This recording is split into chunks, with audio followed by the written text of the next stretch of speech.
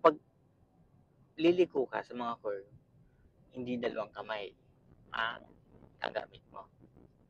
So, isang kamay lang. So, parang pinapadulas mo lang yung isang kamay dun sa manubela.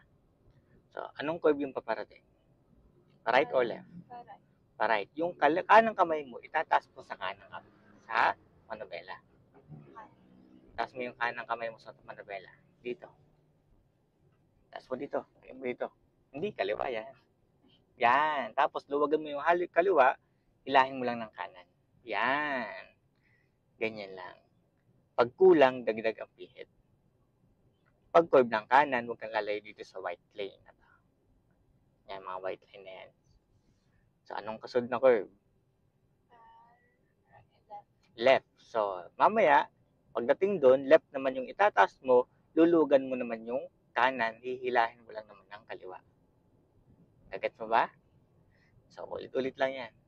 Kasi kaya natataranta, kasi dalawa ang napihit. Nag-aagawan kasi sila. O, diba? Isa lang, pinapadulas mo lang. Kapag mas mataas na curve, mas mataas yung kamay mo. Pag kulang, dagdag, itaas mo lang ulit. Okay? Ito ka sa lane mo lang. Anong curve yung paparating? Right. So, mamaya mo itaas pag nandun na. Tapos, isipin mo lagi, huwag kang lalayo dito sa pinakatabihan dito sa part na to. Kasi pag lumayo ka dyan, nandun ka na sa gitna. May tanong ka?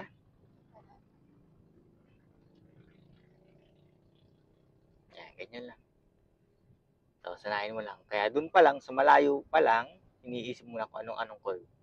Para pagdating doon, alam mo na kung anong itataas mo kamay. Hindi dalawa, nag-aagawan kasi pag dalawa. So, isang kamay lang ang napihit.